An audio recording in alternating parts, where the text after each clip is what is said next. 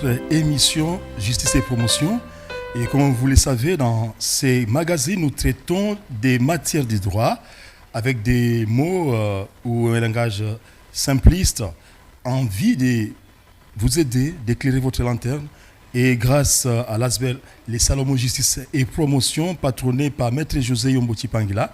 Alors aujourd'hui, nous parlons d'un sujet aussi important et qui a peut-être dans un passé proche, un passé récent, provoqué une sorte de polémique. Une justice malade en République démocratique du Congo, les remèdes. Et vous le savez, c'est le président de la République, Félix Antoine Tshisekedi Tshilombo, qui avait parlé en ces termes quand il était devant les journalistes et qui devait répondre à certaines questions. Il a tiré la sonnette d'alarme, faisant voir que la justice était malade. Alors ça a provoqué vraiment des débats. Et pendant des mois, les débats continuent. Aujourd'hui, Maître José va vraiment nous aider à comprendre ce que le président voulait dire, ce qu'il avait dit. Donc, lire ça entre les lignes, ça serait mieux. Maître José Yomboti Pangila, soyez les bienvenus. Merci beaucoup, M. Clément. La santé de l'ASBEL d'abord. Oui, l'ASBEL continue à faire son travail de vulgarisation des droits. Et nous en sommes à certains projets du genre Vademecum du policier judiciaire. C'est en fait un manuel qui est en train d'être vulgarisé présentement dans nos bases respectives. En fait, ce manuel a été inspiré par un document à l'époque du ministère des Droits et Libertés du Citoyen. En fait, il y avait le Vademecum du citoyen. Et là-dedans, on apprenait aux citoyens ses droits, on lui apprenait ses libertés, on lui apprenait aussi comment se défendre devant les événements. À l'époque, vous savez qu'il y avait un régime que l'on pouvait qualifier, qu'on a qualifié de dictatorial, et qu'à un certain moment, le président de la République de l'époque avait estimé que pour essayer un peu de redorer l'image de la justice congolaise, il avait créé le ministère des Droits et Libertés du Citoyen. C'était Mobutu à l'époque. C'était le président Mobutu. Et nous nous sommes inspirés de cette expérience parce que nous avons vécu cette expérience et les succès que, effectivement, cette expérience avait produit. Nous avons mis en circulation un document intitulé Vademecum des citoyens. Très bien. Donc, Salomon Justice et Promotion s'est inspiré de cette expérience et a mis à la disposition des officiers de police judiciaire un Vademecum. Et dans ce Vademecum, nous avons commencé par l'élémentaire. Comment rédiger un procès verbal? Ça, c'est important. Parce que tous les actes d'un officier de police judiciaire sont consignés dans un document appelé procès verbal. Et ce document doit répondre aux normes scientifiques s'il veut être complet et efficace. Donc, nous sommes dans cette vulgarisation-là présentement. Maître José, ça c'est vraiment excellent. Vous abattez un grand travail de sensibiliser notre société dans les domaines des droits.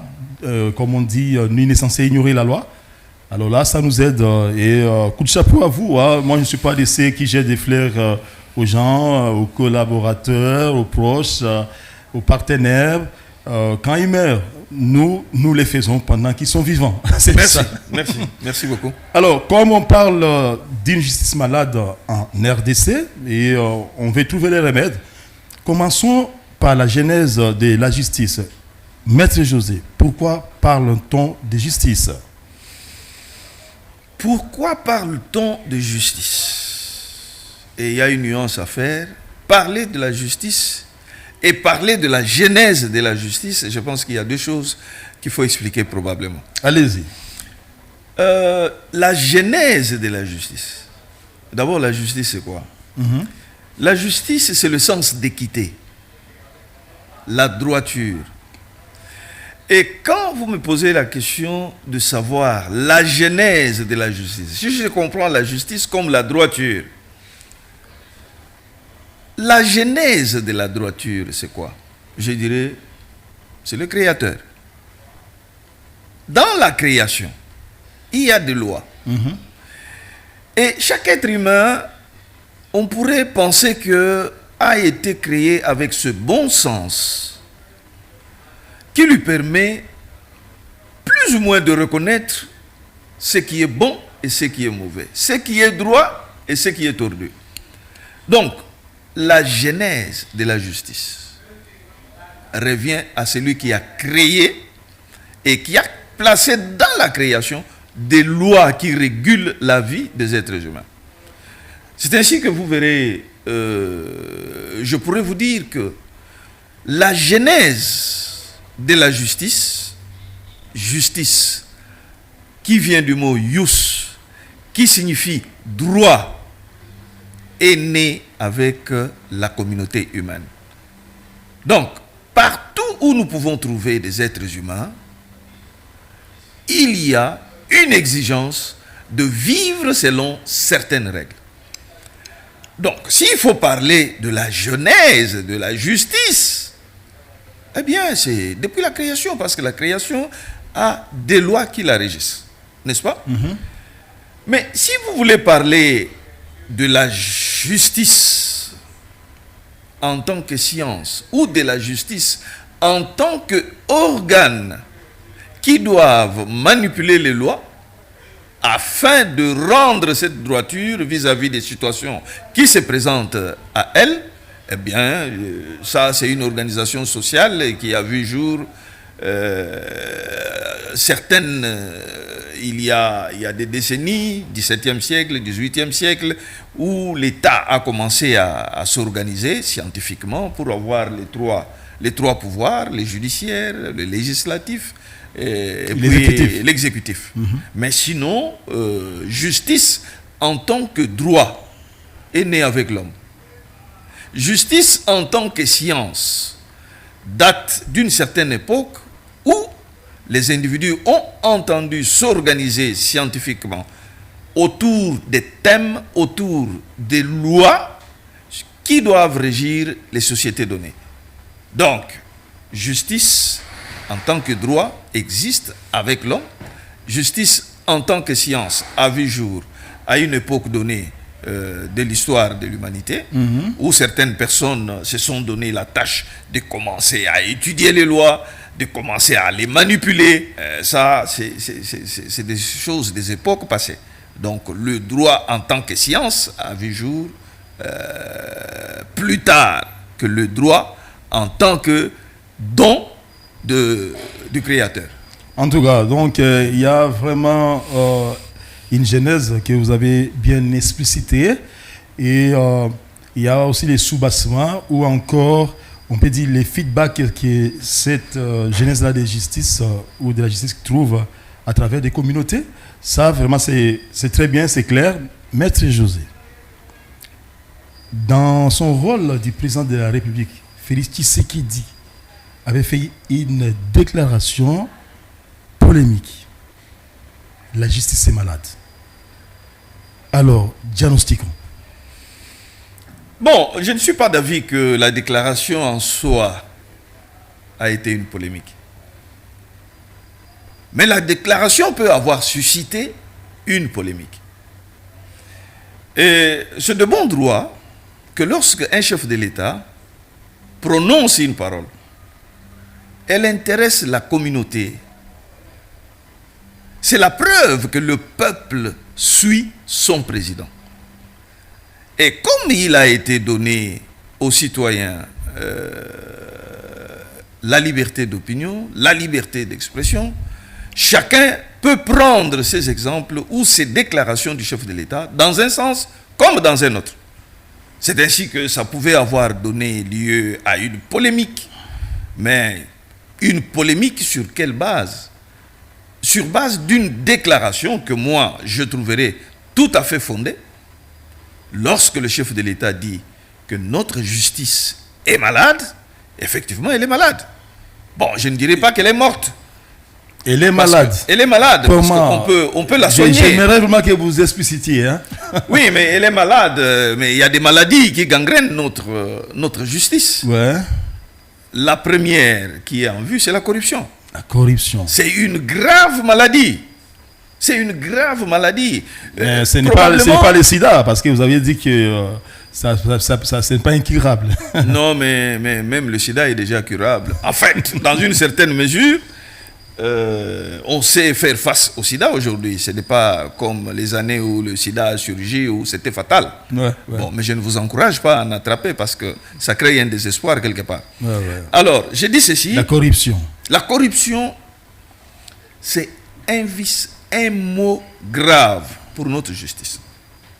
Peut-être qu'on ne réalise pas jusqu'à quel niveau nous sommes tombés. La corruption.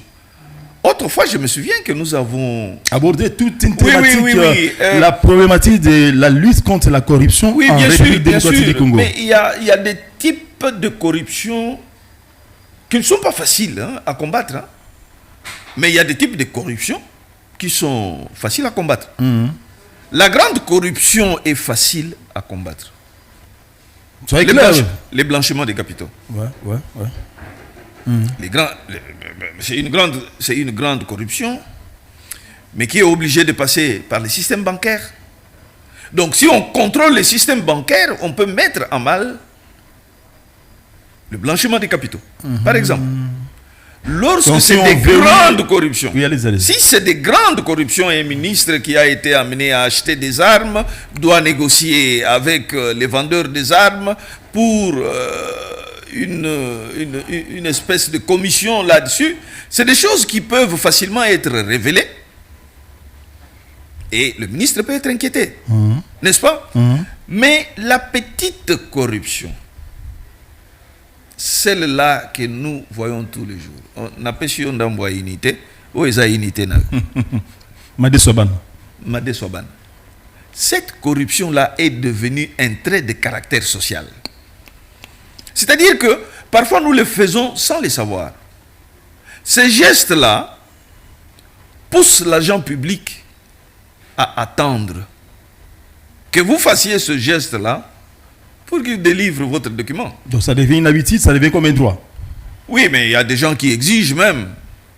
Il y a des fonctionnaires qui vous disent que, bon, oye karaboye, donc tu repars comme ça.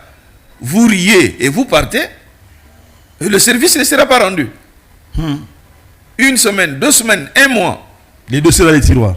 Mais les dossiers dans les tiroirs, mais quand vous venez avec les unités, vous activez les choses. Mais c'est cette corruption-là qui est la plus difficile à combattre. Parce que parfois, elle devient... C'est un système. Oui, c'est un système. Elle devient comme une habitude sociale installée. Et acceptée même. Acceptée même par ceux qui doivent combattre la corruption. Et on trouve même que c'est un droit. Que lorsqu'on se rend à la commune, pour avoir une attestation de naissance, pour que ça aille vite. Sur les $10 exigés, il faut mettre un $5 des unités pour que l'agent puisse...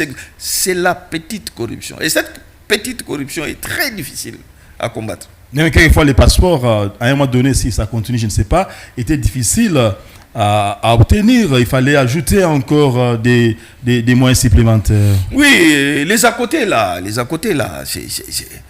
Or, c'est ça qui plombe et l'administration et la justice. Cette corruption-là, il faut énergiquement la combattre. Parce qu'elle gangrène le système, elle le plombe. N'est-ce pas? Ouais. Alors, en dehors de la corruption, une autre maladie, c'est la concussion. La concussion. Exiger ce qui n'est pas dû par l'État. Ce qui n'est pas dû par la loi. Donc aller en dehors des dispositions réglementaires quand on exige.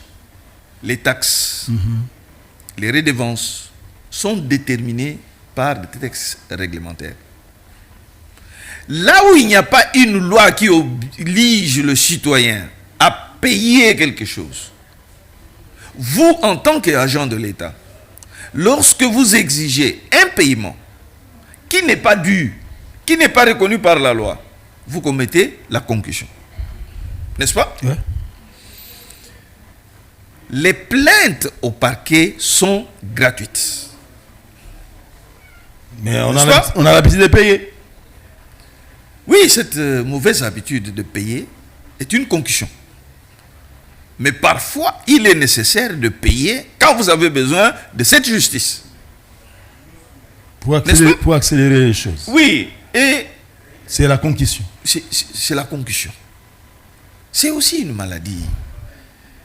Et vous savez, la concussion, j'allais dire, qu'elle commence à apparaître comme nécessaire dans certaines circonstances, lorsque vous avez besoin de la justice. Je vous donne un exemple. Allez-y, maître. Moi, j'aime de telles illustrations. Même Scotty qui nous suit là, il aime des illustrations pour que les choses soient mieux comprises. Vous portez plainte contre quelqu'un. On doit lancer des actes de procédure. On doit lancer des actes de procédure. C'est-à-dire, on doit envoyer des convocations, des mandats de comparution et même les mandats d'amener. Mais lorsque les chefs d'office de parquet vous disent que nous n'avons pas de frais de fonctionnement, il n'y a pas de frais de fonctionnement donnés au parquet. Nous voyons des inspecteurs, des agents de parquet aller exécuter des mandats à pied. Ouais. C'est terrible. Mais quand vous avez besoin du résultat, qu'est-ce que vous faites? Vous donnez les moyens. Or, ces moyens-là ne sont pas prévus par l'État. Vous payez ce qui n'est pas dû. C'est de la concussion. Mais maintenant que si vous ne payez pas, vous êtes obligé de vous contenter de votre injustice dont vous souffrez. Il devient nécessaire de commettre la concussion pour faire évoluer la justice. Ça, c'est grave. C'est une grave maladie. N'est-ce pas? Voilà la deuxième maladie dont nous souffrons. Vraiment. Je pourrais dire que la troisième. Allez-y, maître. Le trafic d'influence. Le trafic d'influence. Ça, c'est encore une grande maladie parce que c'est quotidien. Oui, le trafic d'influence. Il y a plusieurs personnes au pays qui sont investies d'un certain pouvoir qui peut influencer un magistrat. N'est-ce pas? Donc, qui interfèrent. Qui peuvent interférer. Ou qui interfèrent. Alors, quand quelqu'un vous dit, je viens de la part du chef de l'État, il faut bien suivre ces dossiers-là. Il faut bien suivre ces dossiers-là parce que le chef de l'État, personnellement, est en train de le suivre. Ok. Mais le juge vous dit, ou le magistrat vous dit, ok, je vais le suivre, mais il y a deux parties. Vous pensez qu'on peut... Non, attention. Monsieur X est l'oncle paternel du chef de l'État. C'est qu'il vous oriente déjà. Il s'est présenté comme étant de la présidence. Il vient vous révéler le fait que l'une des parties au conflit est parentée au chef de l'État. Ça suffit. Trafic d'influence, hein, que Fatih lui-même dénonce d'ailleurs, je l'ai suivi plusieurs fois, il ne veut pas de telles choses, mais on lui colle ça. Oui, mais attention. Le chef de l'État l'a dit expressément. Si quelqu'un vient de ma part, arrêtez-le. Très bien. Est-ce qu'on a déjà arrêté? C'est terrible. N'est-ce pas? C'est terrible. Le chef de l'État l'a dit. Si quelqu'un vient devant les cours et tribunaux, devant le parquet, en disant « Je viens de la part du chef de l'État pour orienter la décision dans ce sens », arrêtez-le. Est-ce qu'on a déjà arrêté? Moi, je n'ai pas encore vu. Là, voilà. Donc, le trafic d'influence, le trafic d'influence, moi, je m'abuse. Le trafic d'influence. Ceux qui font le trafic d'influence donnent une maladie à notre justice. Et ceux qui acceptent ce trafic donnent aussi une maladie. N'est-ce pas? Vraiment. Donc, d'une manière ramassée, on peut retenir ces trois grands mots. L'immoralité. Et il y a une maladie qui peut constituer le remède. Une maladie qui peut constituer le remède. Cette maladie-là, c'est l'impunité. Waouh. Absence de sanction. Hein? L'absence de... Ça, on va arriver au remède. Mais oui, mais justement, mais c'est déjà une maladie. Ouais. On sait que quand on n'arrive pas à punir, à sanctionner, on crée un décor, n'est-ce pas, qui devient qui désarticule le fonctionnement. Mm-hmm. Parce que l'être humain, bon, je ne dirais pas qu'il est appelé à avoir de faiblesses, mais je peux dire que l'être humain a des faiblesses. Perfectible, n'est-ce pas? Oui, mais il y a des êtres humains qui refusent de se perfectionner. Certes, qui veulent vivre dans cet état de choses. Voilà l'essentiel. Et disons, voilà l'importance de cette émission. Nous, êtres humains, comme on le dit là, nous sommes perfectibles. Alors, comment arriver ou tenter d'arriver à cette perfection? Je pense que ce genre d'émission aide beaucoup de gens. Et c'est l'ASBEL, les salons justice et promotion, qui nous soutient. Sinon, on ne serait pas capable de vous produire cette émission. Maître José, je vous en prie. À vous suivre, vous êtes en train de défendre Félix Tshisekedi, le président de la République. Donc vous montrez que le fait qu'il ait déclaré que la justice est malade, il a raison, et vous démontrez par ces diagnostics la profondeur même de cette maladie judiciaire. Mais tout de même, pendant toutes ces décennies, comment sommes-nous arrivés là? N'y avait-il pas des moyens ou encore des mesures ou contrôles disciplinaires afin de redresser les choses de manière à éviter les chaos judiciaires? Bon, mais depuis des décennies, je dirais que parmi l'image que le colon a laissée, oui, je pense que ceux qui ont vécu à cette époque-là, toutes limites gardées, peuvent se rappeler qu'il y avait une certaine justice. Il y avait une certaine justice. Une certaine justice au sein d'une communauté. Mais il n'y avait pas de justice par rapport à une communauté contre une autre. Maître, soyez vraiment clair. Je dirais ceci. Ne troublez pas nos têtes. Je dirais ceci. Oui.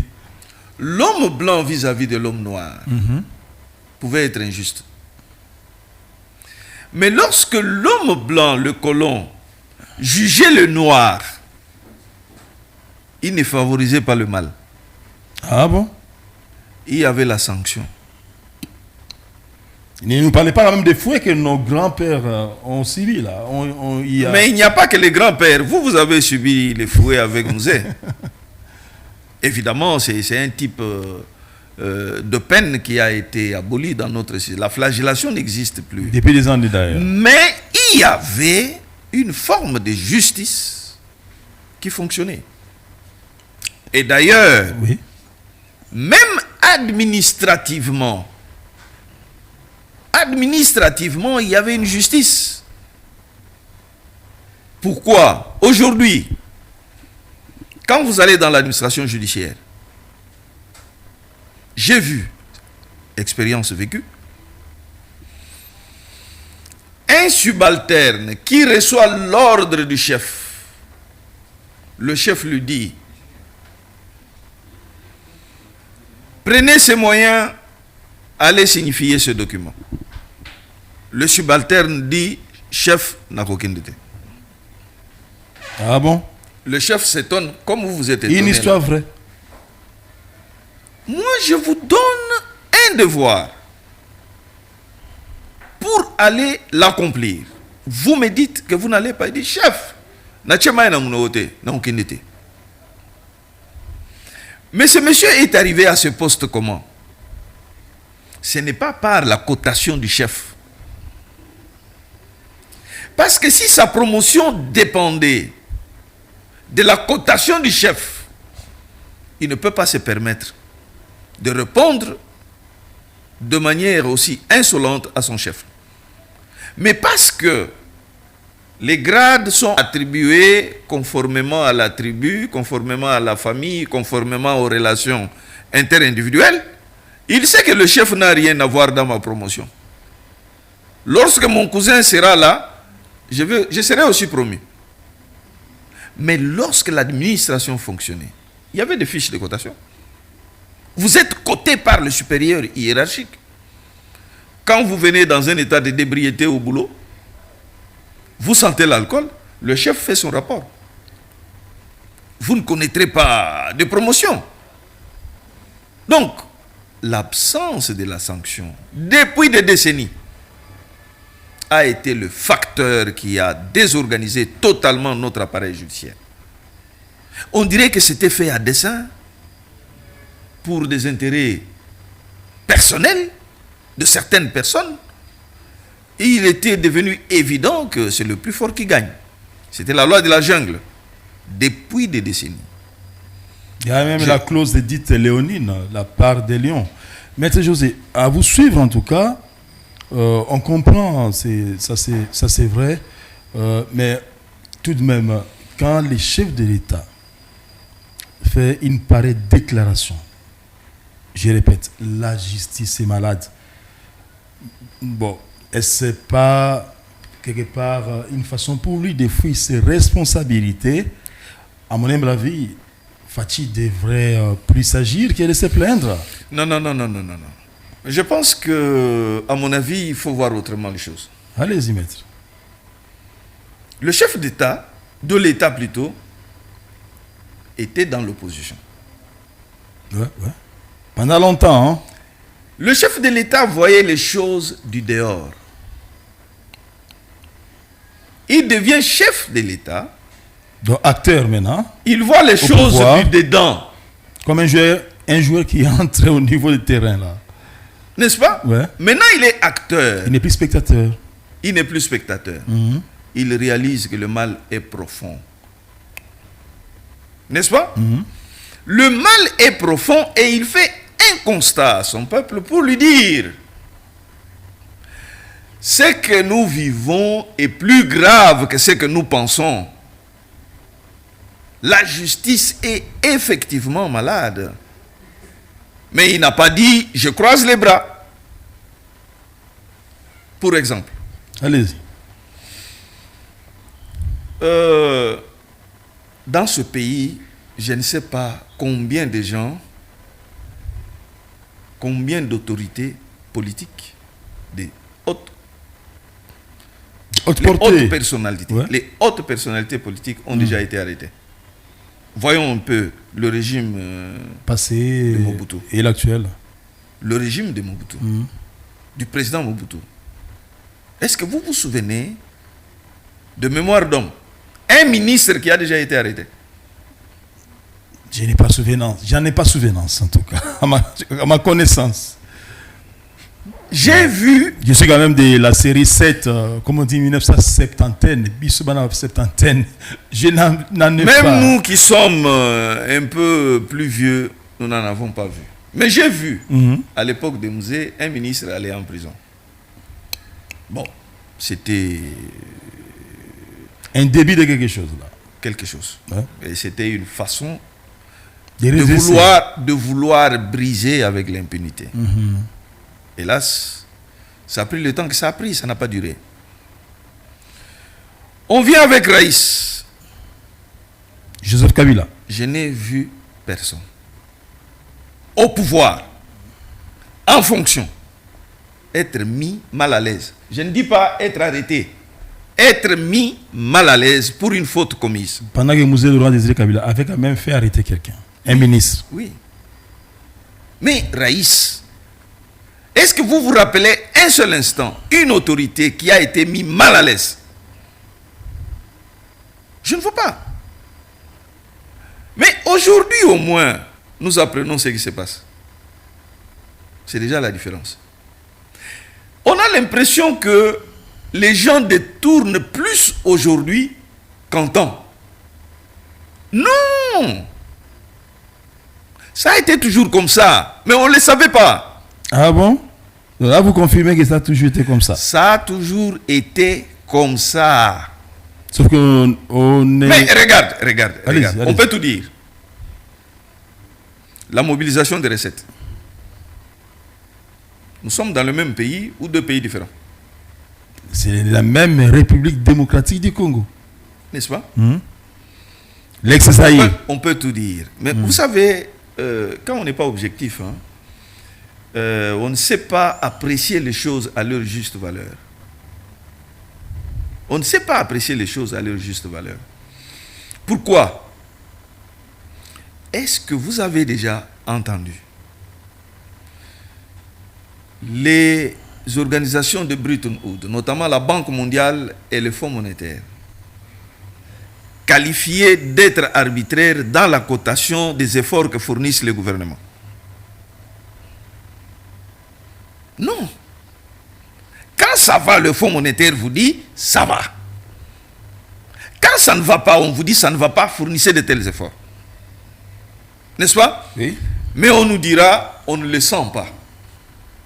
Ce qui est vrai. On ne le sent pas. Le peuple attend des solutions les plus proches, les plus concrètes, des solutions sociales. Mais ce qui est fait pour aboutir à cela. Mais ne fût-ce qu'à ce niveau, il faut reconnaître qu'il y a des efforts qui ont été fournis. Un autre exemple. Je ne sais pas si des mémoires de journalistes. Vous avez déjà vu un journaliste qui provoque une situation qui aboutit à l'interpellation d'un ministre. En tout cas, coup de chapeau aujourd'hui à la presse qui a arraché sa liberté. On peut dire ça aussi. Mais c'est le début de quelque chose. Et heureusement que les pouvoirs en place arrivent quand même à entendre les journalistes. Parce que quand on tire la sonnette d'alarme, là, on est écouté. Au moins dans une large portion des choses. Oui, c'est pour dire que c'est vrai, les avancées ne sont pas trop significatives. Mais quelque part, on note la volonté de mieux faire. Mais les difficultés sont là, elles sont réelles. Une mentalité incrustée dans l'esprit et dans l'âme et même dans le cerveau d'un peuple depuis 50 ans, ce n'est pas du revers de la main que vous allez renverser la situation. Ce n'est pas du revers de la main. Ouais. Il faut un temps. Justement, vous démontrez que les présidents de la République, Félix Antoine Tshisekedi Tshilombo, avaient bien fait de montrer à son peuple, disons, les difficultés de la justice RD congolaise qu'il a héritée.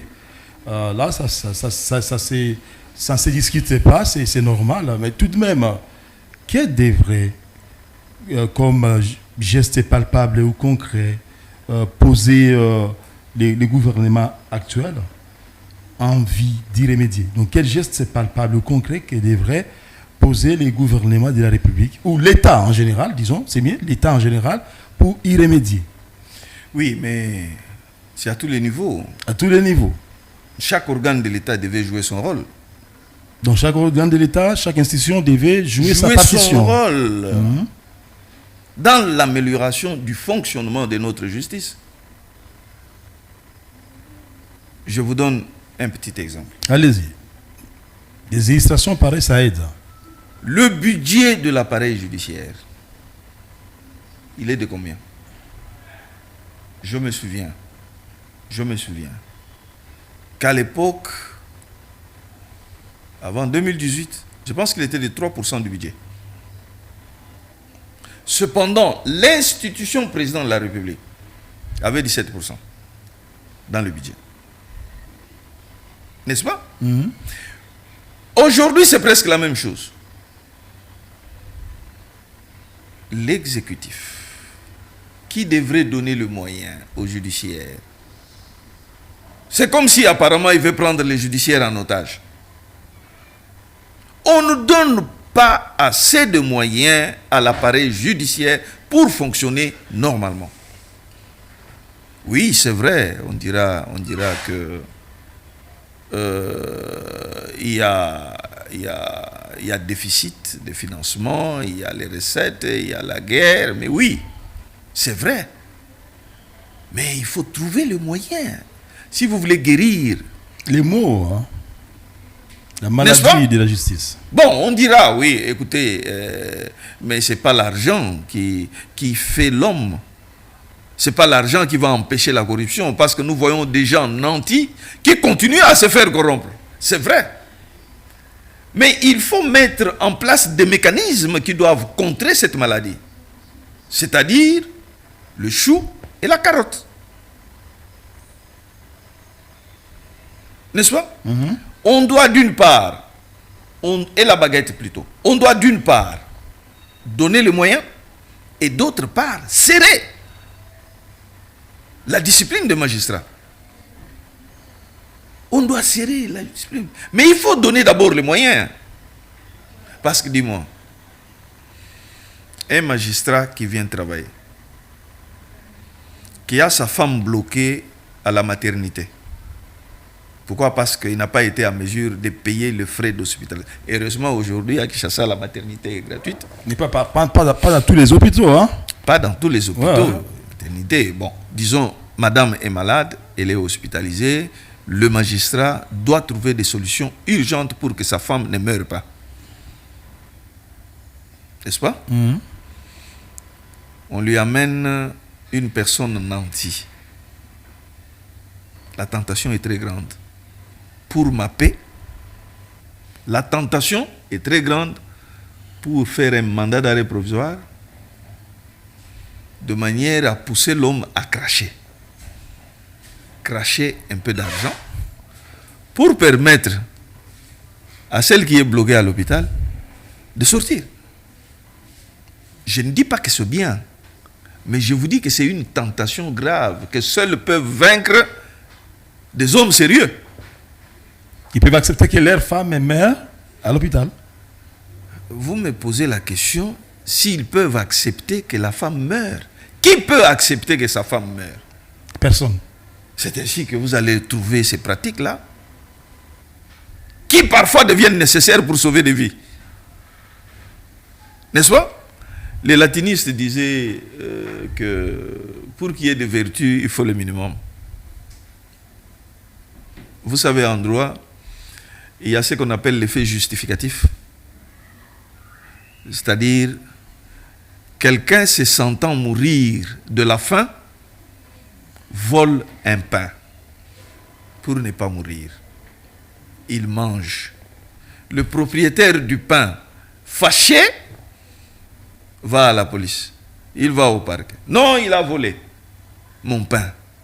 L'homme dit oui, j'ai volé parce que je voulais mourir. Vous savez que même le droit prévoit que pareille personne ne devrait pas être poursuivie. Pourquoi? Parce qu'il y a un fait justificatif. Il y a ce que nous appelons dans les domaines sociaux une situation ou un cas humanitaire qu'on apprécie. Oui. Ce n'est pas qu'on encourage, on apprécie. Pour vous renchérir, c'est comme avec les transports Transco, là, qu'on appelle Transco.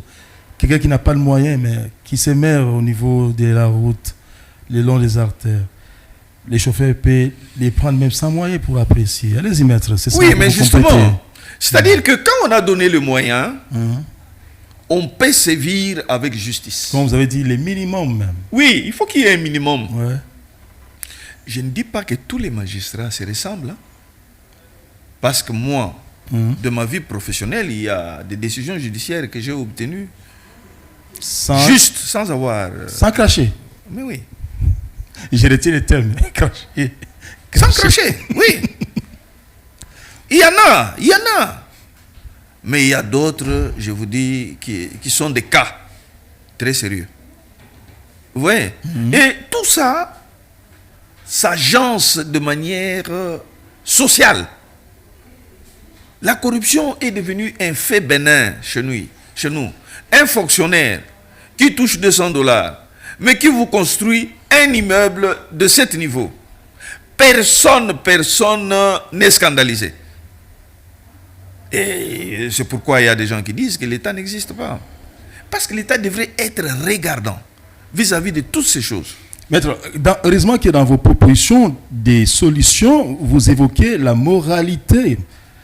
Et en cela, ça remonte à l'éducation, soit parentale, soit scientifique, soit religieuse. Est-ce qu'on peut dire que dans tout ce qui se passe là, dans notre domaine de la justice, il y a des effets corollaires qu'on devrait peut-être réformer ou redresser? Mais bien sûr. Les maladies là, la maladie ou les maladies qui frappent notre système judiciaire, il ne faut pas seulement voir les magistrats. Même nous, les avocats, nous sommes dedans. Ah bon? Les justiciables sont dedans. Donc il y a les corrupteurs et les corrompus. Mais bien sûr. Donc l'État doit fédérer les efforts. Vous voyez la création de l'Agence de prévention et de lutte contre la corruption. La PLC. La PLC. Ça a été un signal. Mais malheureusement, Une œuvre inachevée. oui, qui me semble avoir eu du Dylan. plomb dans l'aile et qui n'a pas fait ce qu'il devait faire. L'inspection générale des finances IGF. existe depuis l'époque du maréchal Mobutu. Est-ce que vous entendiez parler de l'inspection générale des finances? Moi, personnellement, non. Aujourd'hui, on en parle. C'est-à-dire, c'est un service doté d'une puissance publique de contrôle. Et il a suffi que le chef libère l'inspection générale des finances. Nous voyons les résultats. N'est-ce pas? Mais de ce point de vue, il y a une certaine volonté manifeste de mieux faire les choses. Il y a une certaine volonté. Quand vous avez il dit... faudrait que chacun joue sa part. Un autre exemple, ça allez-y, vous couper maître. la parole. Allez-y. La lutte contre la corruption devrait être le cheval de bataille des parlementaires. C'est-à-dire que les textes légaux devraient donner les moyens aux services publics, aux entités publiques de combattre la corruption. Des moyens même dissuasifs. Des moyens dissuasifs. Regarde. Lorsque nous disons que les textes inférieurs doivent respecter les textes supérieurs. Expliquez là, ça doit être clair. Dans la hiérarchie des normes juridiques, Ouais. nous avons les traités internationaux, nous avons la Constitution, nous avons les lois, nous avons les arrêtés, c'est-à-dire les textes réglementaires. Un arrêté doit être conforme à la loi. La loi doit être conforme à la Constitution. Si la Constitution dit, seul, c'est un exemple que je donne, seul le ministère public a le droit de lancer un mandat d'amener. La Constitution qui dit ça. Le président de la République ne peut pas prendre une ordonnance donnant à une autre personne le pouvoir de lancer des mandats. Ça serait contraire à la loi. C'est contraire à la Constitution. C'est presque ce problème que l'APLC a eu aussi, dans une certaine mesure. Mais elle pouvait fonctionner. Il y a une loi de lutte contre la corruption. Même plusieurs propositions de loi. Mais pourquoi ça fait partie des arriérés Parlementaire. parlementaires? Donc c'est resté comme ça, lettre morte en quelque sorte ou dans les tiroirs. Mais les députés ne s'en préoccupent pas. Mais pourquoi? Pourquoi ils font ça? Mais probablement parce qu'ils sont dedans aussi. Oh. Donc je disais... Ils sont mouillés aussi là.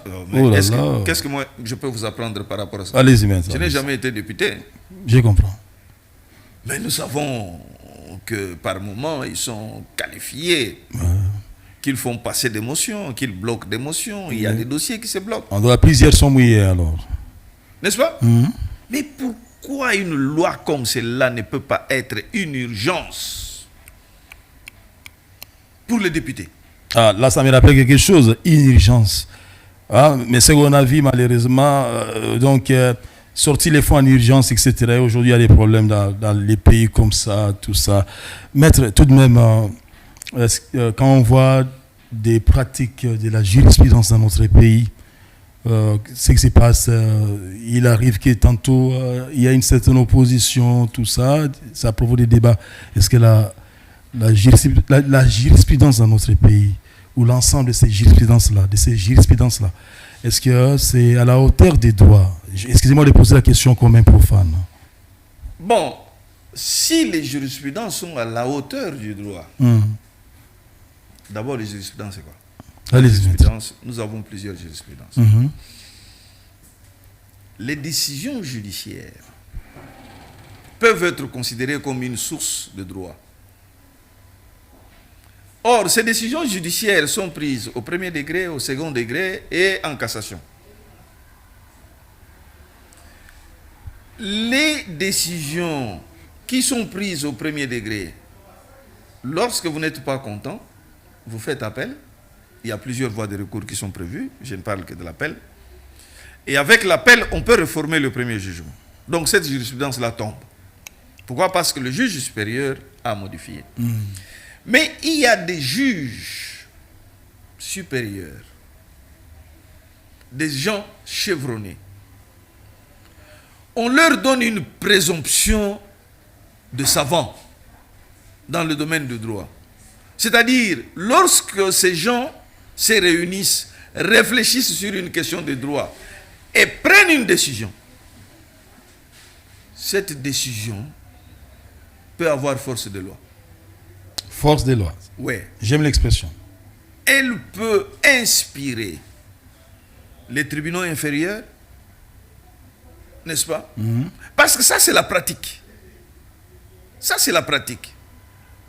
Les juridictions supérieures qui jugent des conflits, qui donnent une orientation. Si vous, le juge inférieur, vous voulez que vos décisions ne soient pas cassées, vous devez vous référer à cette jurisprudence.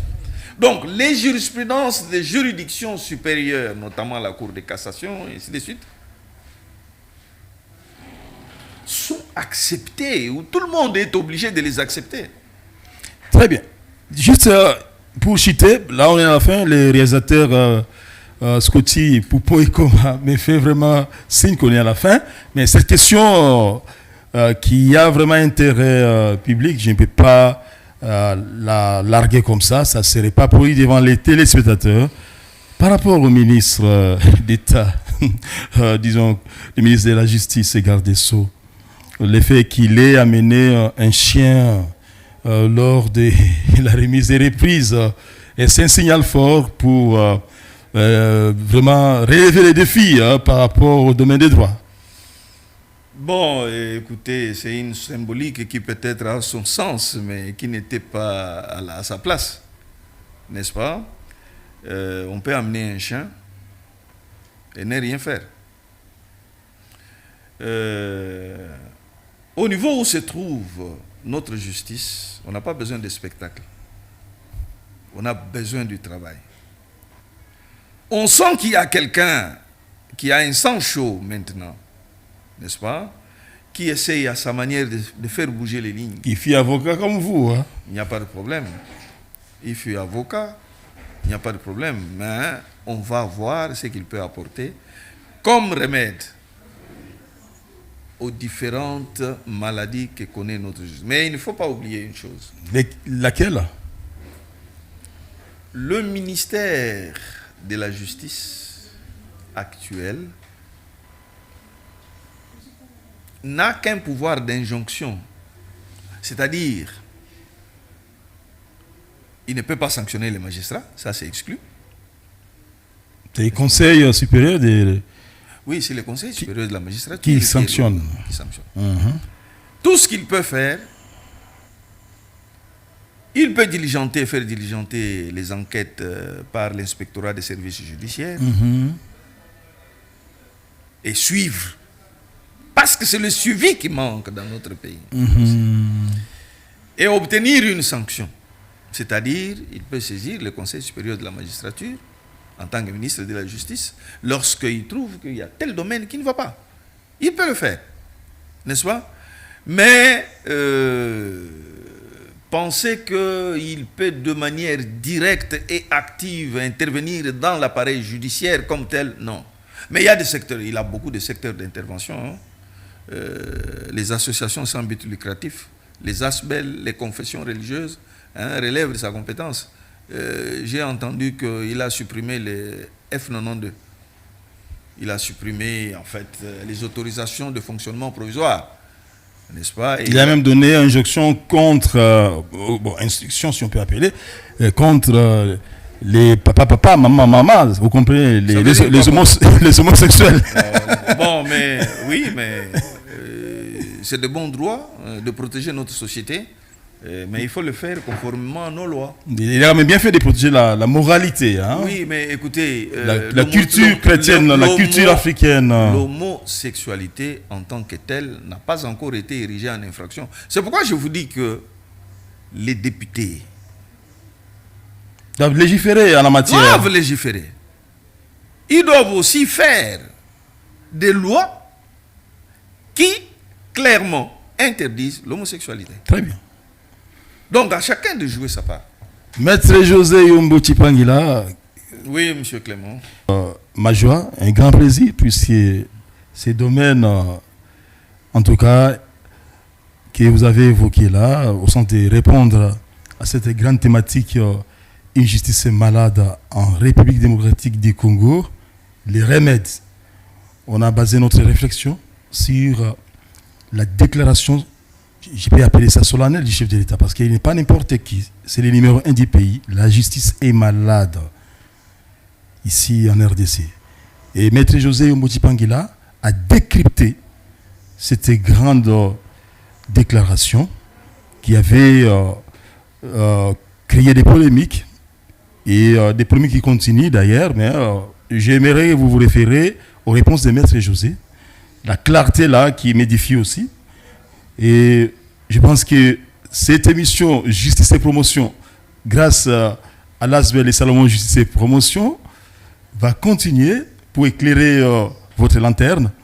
Maître José, par moment, il est occupé, par moment en voyage, mais on fait tout pour l'avoir avec nous.